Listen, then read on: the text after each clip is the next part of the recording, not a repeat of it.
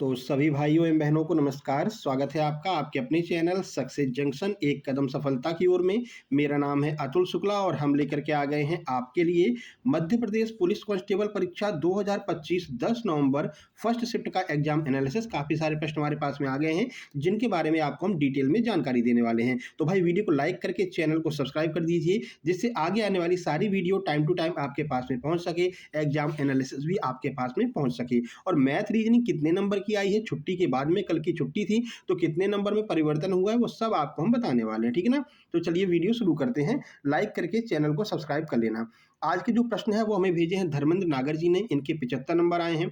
उसके बाद में वैशाली दांगी जी ने, इनके 81 नंबर आए हैं। शैतान सिंह मीणा जी ने, इनके 69 नंबर आए हैं। गुना के निवासी हैं, इन्होंने भी काफ़ी सारे प्रश्न हमारे पास में भेजे हैं। तो चलिए आइए देख लेते हैं कौन कौन से प्रश्न हमारे पास में आए हैं और हर एक प्रश्न के बारे में आपको डिटेल में जानकारी देते हुए चलेंगे। आइए देखते हैं आज का पहला प्रश्न। तो आज का पहला प्रश्न है साइंस का। लोहे की कील को पानी में रखने पर भूरे और लाल रंग की जो परत निकलती है उससे बचाने के लिए किस प्रक्रिया का प्रयोग करते हैं। इतना घुमा करके पूछा गया था, सीधे सीधे आपसे पूछ रहे थे कि लोहे को जंग से बचाने के लिए कौन सी प्रक्रिया का प्रयोग करते हैं। तो भाई हम गैल्वेनाइजेशन का प्रयोग करते हैं और गैल्वेनाइजेशन ऑप्शन में भी था। और अगर पूछा गया हो कि भाई अगर ये जो परत चढ़ जाती है, परत चढ़ने से जो क्षरण होता है उसको क्या कहते हैं, तो उसको हम संक्षारण कहते हैं, ठीक है। फिलहाल गैल्वेनाइजेशन के बारे में आपको बता देते हैं। देखिए, तो लोहे के कील को पानी में रखने पर भूरी और लाल रंग की जो परत होती है उसे जंग कहते हैं। इससे बचाने के लिए गैल्वेनीकरण या फिर पेंटिंग जैसी प्रक्रियाओं का प्रयोग किया जाता है। गैल्वेनीकरण में लोहे पर जिंक की परत चढ़ाई जाती है। मोस्ट इंपोर्टेंट है, ध्यान रखना, लोहे पर जिंक की परत जो है वो चढ़ाई जाती है जो नमी और हवा को लोहे तक पहुंचने से रोकती है। और पेंटिंग में लोहे पर पेंट की परत चढ़ाई जाती है जिससे कि लोहे के पास में पानी और हवा ना पहुंच पाए और जंग ना लग पाए, ठीक है। तो ये आज आपका प्रश्न पूछा गया था, डिटेल में आपको जानकारी दे दी है। अब आगे बढ़ते हैं। आगे बढ़ने से पहले आप लोगों को बता दें, जिन लोगों की तैयारी बिल्कुल भी नहीं हुई है या फिर जिन लोगों ने तैयारी की है लेकिन कॉन्फिडेंस नहीं आ रहा है, तो अभी भी आपके पास मौका है। आप अभी भी अच्छे नंबर प्राप्त कर सकते हैं। एमपी पुलिस कांस्टेबल के सुपर सिलेक्शन नोट्स उपलब्ध कराए जा रहे हैं सक्सेस जंक्शन के द्वारा, जिसमें आपको सब कुछ मिलेगा। गणित, रीजनिंग, सामान्य ज्ञान, विज्ञान, एमपीजी के इन सबके कंप्लीट थ्योरी नोट्स रहेंगे, कंप्लीट प्रैक्टिस सेट रहेंगे, सारी मैराथन की पीडीएफ रहेगी, सारी स्पेशल क्लास की पीडीएफ रहेगी, सब कुछ आपको मिलने वाला है। और अगर आप डेली 6-6 घंटे पढ़ते हैं तो भले ही आपके एग्जाम में 3 से 4 दिन का टाइम बचा हुआ है, आप अगर ये पूरा कंप्लीट करके जाते हैं तो आप बहुत अच्छा स्कोर करके आएंगे।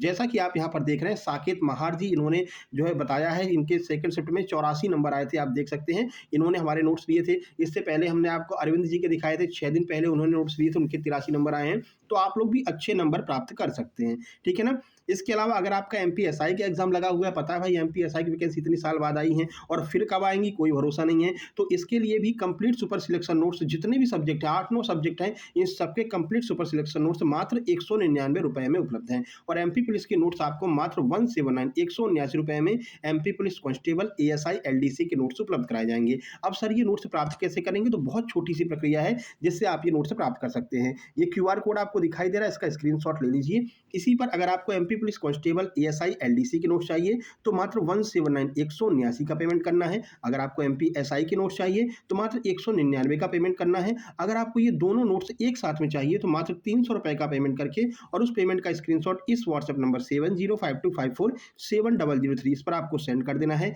जैसे आप स्क्रीनशॉट सेंड करेंगे तुरंत की तुरंत आपको complete super selection notes send कर दी जाएंगे और आपको व्हाट्सएप ग्रुप में ऐड कर दिया जाएगा, जहां पर आपको आगे की सारी पीडीएफ सब कुछ आपको टाइम टू टाइम मिलती रहेगी। आज सुबह हमने टेस्ट भी करवाया था अपने कांस्टेबल वाले ग्रुप में, ठीक है ना। तो काफी सारे लोगों ने उसमें पार्टिसिपेट भी किया था, तो वहां पर टेस्ट वगैरह, क्विज वगैरह सब कुछ होती रहती है। चलो आगे बढ़ते हैं। अगला प्रश्न देखो, हमने कल आपको समझाया था भाई वर्ण विक्षेपण से अच्छे खासे प्रश्न आ रहे हैं हर शिफ्ट में। तो वर्ण विक्षेपण में सातों रंग अगर छोटे आकार में चाहिए तो प्रिज्म में क्या परिवर्तन करना होगा। यानी अगर हम जो रंग हमको प्राप्त हो रहे हैं वो सातों रंग हमको छोटे छोटे चाहिए, तो बताइए क्या परिवर्तन करेंगे प्रिज्म में। तो देखो, छोटे आकार के रंगों के लिए प्रिज्म को छोटा और कम अपवर्तनांक वाले पदार्थों से बनाना होगा। तो यहाँ पर हो जाएगा प्रिज्म को हमें छोटा लेना होगा। ऑप्शन दिया गया था प्रिज्म छोटा लेंगे, प्रिज्म बड़ा लेंगे, तो सही आंसर हो जाएगा प्रिज्म को हमें छोटा लेना पड़ेगा, ठीक है। इससे प्रिज्म के भीतर रंगों का फैलाव, विक्षेपण जो है वो कम हो जाएगा और परिणाम स्वरूप छोटे आकार में रंग प्राप्त होंगे, ठीक है। तो ये आपको ध्यान रखना है। देखिए, प्रिज्म में परिवर्तन क्या क्या होंगे। अगर आकार की बात करें तो यह आपको एक छोटा प्रिज्म विक्षेपण की मात्रा को कम करेगा, उसका छोटा आकार। पदार्थ तो कम अपवर्तनांक वाले पदार्थ जैसे पानी का उपयोग करें आकार और पदार्थ का संयोजन। प्रिज्म का आकार और पदार्थ दोनों ही विक्षेपण को प्रभावित करते हैं। छोटा आकार और कम अपवर्तनांक जो है वो मिल करके विक्षेपण को कम कर देंगे, तो हमें छोटे छोटे प्रतिबिंब प्राप्त होंगे। इस तरह का प्रश्न आज आपका पूछा गया था। साइंस का एक और प्रश्न पूछा गया था, प्रकाश जब आंख में प्रवेश करता है तो प्यूपिल क्या करती है। मतलब कि अगर जैसे हमारा प्रकाश जो आंख में प्रवेश करेगा तो प्यूपिल क्या प्रक्रिया करेगी, सिकुड़ जाएगी, बड़ी हो जाएगी, या फिर आप एकदम से अंधेरे से एकदम प्रकाश में जाते हैं तो प्यूपिल क्या करेगी, वो आपसे पूछा गया था। यानी पुतली, प्यूपिल का अर्थ होता है पुतली, पुतली पर क्या इफेक्ट पड़ेगा। तो देखो, जब प्रकाश आंख में प्रवेश करता है तो जो प्यूपिल होती है, जो पुतली होती है, वो आंख में आने वाली रोशनी की मात्रा को नियंत्रित करती है। यह परितालिका यानी कि आइरिस के माध्यम से होता है, जो आंख का रंगीन भाग है। जब प्रकाश तेज होता है तो परितारिका क्या करती है, सिकुड़ करके पुतली को छोटा कर देती है ताकि कम रोशनी आंख में प्रवेश कर सके। और जब प्रकाश कम होता है तो पुतली फैल करके बड़ी हो जाती है ताकि अधिक रोशनी प्रकाश के मतलब अधिक रोशनी जो है वो आंख के अंदर प्रवेश कर सके। ठीक है ना। तो जब आप कभी उजाले से घर के अंदर प्रवेश करेंगे तो आपको थोड़ी देर के लिए ऐसा लगता है अंधेरा अंधेरा सा हो गया, कुछ दिखाई नहीं दे रहा है ना। फिर क्या होता है, वो विद इन सेकेंड, 2 सेकेंड के अंदर आपकी जो पुतली होती है वो फैल करके बड़ी हो जाती है और आपको सब कुछ दिखाई देने लगता है। तो वो आपने खुद भी महसूस किया होगा। चलो देखो, वर्ण विक्षेपण से एक और प्रश्न आ गया। वर्ण विक्षेपण से लगातार प्रश्न आ रहे हैं।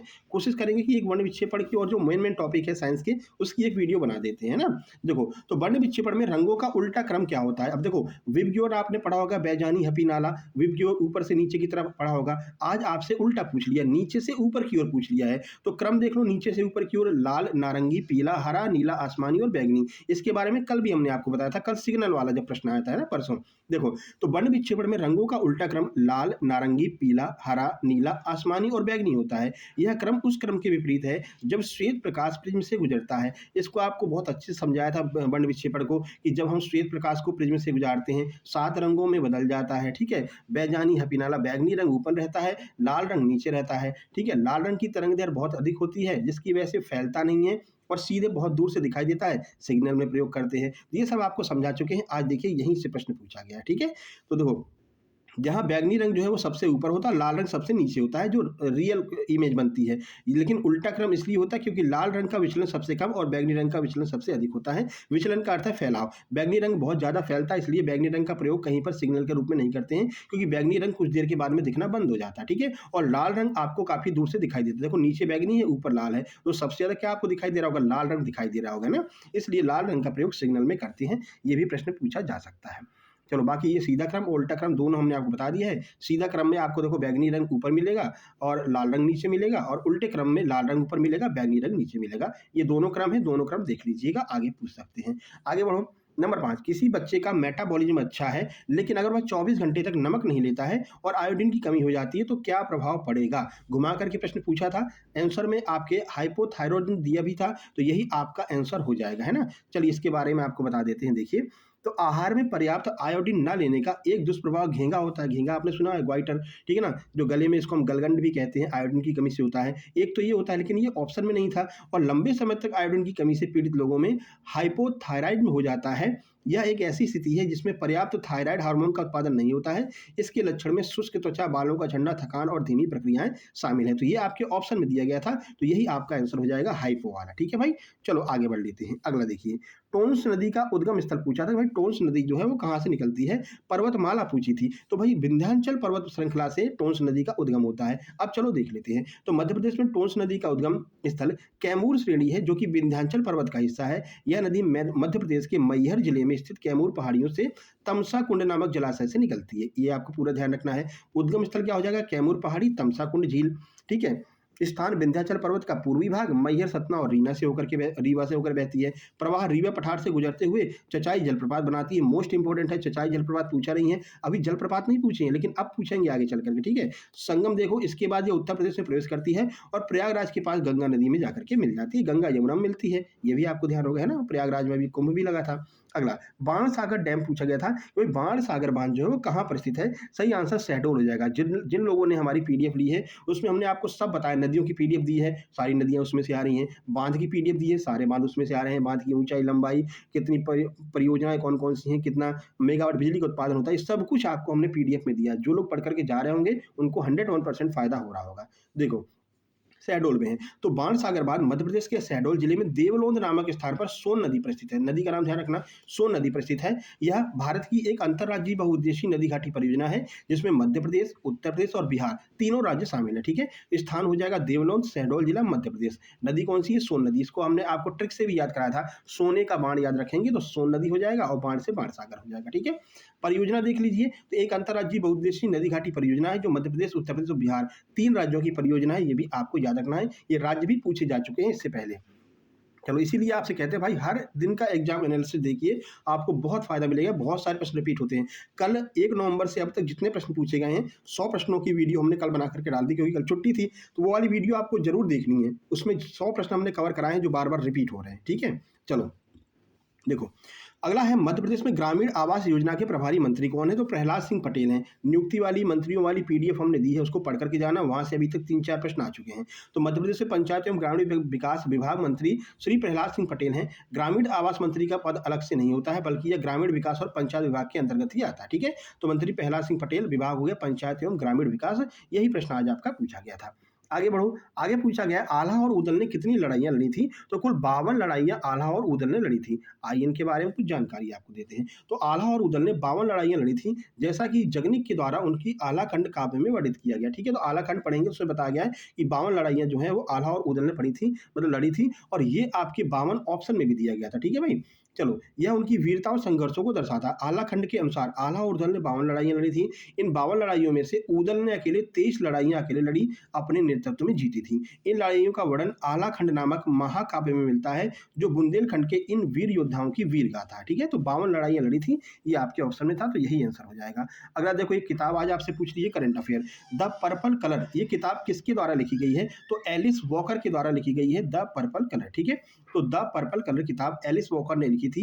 यह एक 1982 का उपन्यास है जिसने फिक्शन के लिए पुलित्जर पुरस्कार जीता था। अब जो किताबें ऐसी पूछेंगे जो कुछ ना कुछ पुरस्कार वगैरह जीती हो, इनको पुलित्जर मिला था इसके लिए, इसलिए ये पूछा गया है। ठीक है, तो प्रकाशन पहली बार 1982 में हुआ था। वॉकर ने इस उपन्यास के लिए 1983 में फिक्शन के लिए पुलित्जर अवार्ड जीता था, याद रखना है। तो एलिस वॉकर के द्वारा इसको लिखा गया था। आगे बढ़ते हैं, देखो अगला यहाँ पर पूछा गया, स्पोर्ट्स से एक प्रश्न पूछा गया है कि पुरुष मुक्केबाजी में पहला सेगमेंट जो है वो कितने मिनट का होता है? कुछ लोग मुक्केबाजी बता रहे थे, कुछ लोग कुश्ती बता रहे थे। तो दोनों में पहला सेगमेंट 3 मिनट का ही होता है। ठीक है, तो पुरुष मुक्केबाजी में पहला सेगमेंट 3 मिनट का होता है। पहले राउंड के बाद 1 मिनट का ब्रेक होता है, जिसमें मुक्केबाजी जो है वो आराम करते हैं और अपने कोच से सलाह लेते हैं। राउंड की अवधि ध्यान रखना 3 मिनट की होती है, ब्रेक की अवधि 1 मिनट की होती है। आज राउंड पूछ लिया है, कल आपसे ब्रेक भी पूछा जा सकता है, तो दोनों चीज़ें आपको याद रखनी है। चलो भाई आगे बढ़ते हैं। स्पीड ठीक है ना? देखो, आपका कम टाइम में ज़्यादा से ज़्यादा आपको इन्फॉर्मेशन मिल जाए, इसलिए हम अपनी स्पीड को ऑलरेडी ज़्यादा रखते हैं। ठीक है, आपको 2x पर करने की जरूरत ही नहीं है, हमारी गाड़ी अपने आप 2x पर ही चलती है। ठीक है, एक ने टेलीग्राम में कमेंट भी किया था कि सर वंदे भारत की स्पीड से चल रहे हो। ठीक है, तो टाइम आपके लिए महत्वपूर्ण है भाई, हमारे लिए भी महत्वपूर्ण है। ठीक है, देखो बलबन ने अपनी भव्यता बनाए रखने के लिए कौन सी नीति का प्रयोग किया था? तो लौह एवं रक्त नीति का प्रयोग बलबन ने किया था, और आज हिस्ट्री से यही एक प्रश्न पूछा गया था। तो देखो, बलबन ने अपनी भव्यता बनाए रखने के लिए रक्त और लौह नीति का उपयोग किया था, जिसमें कठोर सैन्य बल, निर्मम दमन और एक भव्य दरबार का उपयोग शामिल था। उन्होंने अपनी शक्ति और प्रतिष्ठा को मजबूत करने के लिए फारसी दरबार की परंपराओं को अपनाया। ठीक है, अपने विरोधियों को भयभीत करने के लिए सजदा और पैबोस जैसी प्रथाएं शुरू की, जिसमें मतलब कमर के बल झुक करके और राजा को प्रणाम करना होता था, और बाद में जब जा रहे हैं तो जाते वक्त राजा के कदमों को चूमना होता था। तो देखो, कठोर सैन्य बल और दमन क्या होता था? बलबन ने विद्रोहियों और विरोधियों से निपटने के लिए कड़े और हिंसक तरीकों का इस्तेमाल किया। उन्होंने विद्रोहियों को कठोरता से दबाया और अपनी सेना को मजबूत किया। भव्य दरबार, अपनी गरिमा और भव्यता को बनाए रखने के लिए बलबन ने एक शानदार दरबार स्थापित किया और फारसी त्योहार नौरोज को मनाने की शुरुआत की थी। सजदा और पैबोस प्रथा पूछी जाती है, किसने शुरू किया था? तो बलबन ने शुरू किया था। और उसने दरबारियों और आम लोगों के मन में भय और श्रद्धा पैदा करने के लिए सुल्तान के सामने झुक करके जमीन को चूमने, सजदा और पैबोस की प्रथा की शुरुआत की थी। ये प्रश्न आपसे पूछा जा सकता है, तो ये आपको डिटेल में इतना समझा दिया है। आगे यहाँ से प्रश्न बनेगा तो आप आराम से सॉल्व करके आएंगे। एक प्रश्न पूछा था, पर परागण और स्वपरागण में क्या अंतर होता है? साइंस का प्रश्न। ठीक है, साइंस के सबसे ज्यादा प्रश्न हम आपको बता देते हैं, लगभग 8 से 10 प्रश्न पूछे जा रहे हैं, और 6-7 प्रश्न तो आपको हम बता ही देते हैं। देखो, स्वपरागण में परागण जो परागकण होते हैं उसी फूल के वर्तिकाग्र पर गिरते हैं, जबकि पर परागण में फूल के परागकण जो होते हैं वो उसी प्रजाति के दूसरे फूल के वर्तिकाग्र पर गिरते हैं। ठीक है, और अंतर क्या है, तो स्वपरागण के लिए बाहरी एजेंट जैसे कि हवा, पानी या फिर कीट की आवश्यकता नहीं होती है, लेकिन पर परागण के लिए इसकी आवश्यकता होती है। इससे आनुवंशिक विविधता कम होती है, जबकि पर परागण के लिए इन एजेंटों की आवश्यकता होती है और इससे आनुवंशिक विविधता जो है वो अधिक होती है। यानी एक फूल के पराग जो है वो हवा, पानी या फिर भौरों की मदद से दूसरे फूल पर पहुंचते हैं और नए फूल का जन्म होता है। ये आपका पर परागण में होता है। ठीक है भाई, आगे बढ़ते अगला। मध्य प्रदेश के गठन से पहले मंदसौर किस रियासत का हिस्सा हुआ करता था? तो ये ग्वालियर रियासत का हिस्सा हुआ करता था। तो मध्य प्रदेश के गठन से पहले मंदसौर ग्वालियर रियासत का हिस्सा था। यह प्राचीन काल में दसपुर के नाम से जाना जाता था और मध्य भारत में मेवाड़ और मालवा क्षेत्र की सीमा पर स्थित था। ये प्रश्न भी आज आपका पूछा गया था।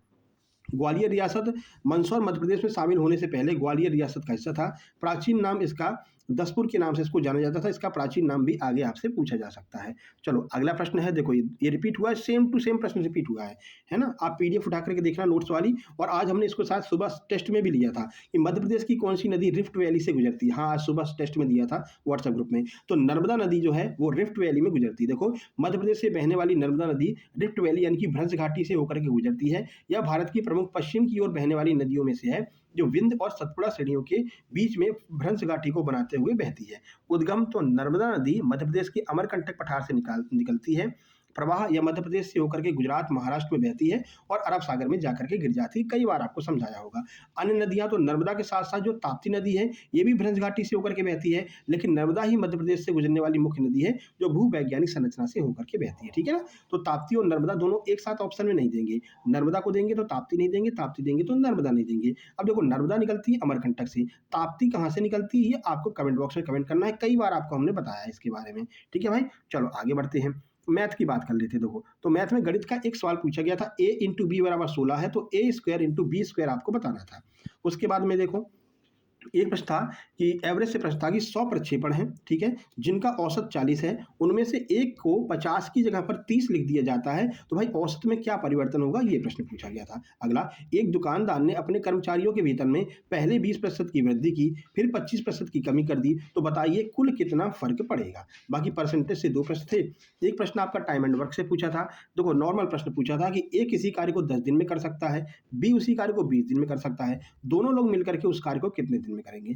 प्रिज्म का आधार आयताकार दिया गया था और प्रिज्म जो है वो समकोण आकार का था, तो प्रिज्म का क्षेत्रफल पूछा गया था। इसके बाद में बेलन के 2 प्रश्न थे, जिसमें बेलन की ऊंचाई पूछी गई थी, कर्व सरफेस एरिया आपको दिया हुआ था।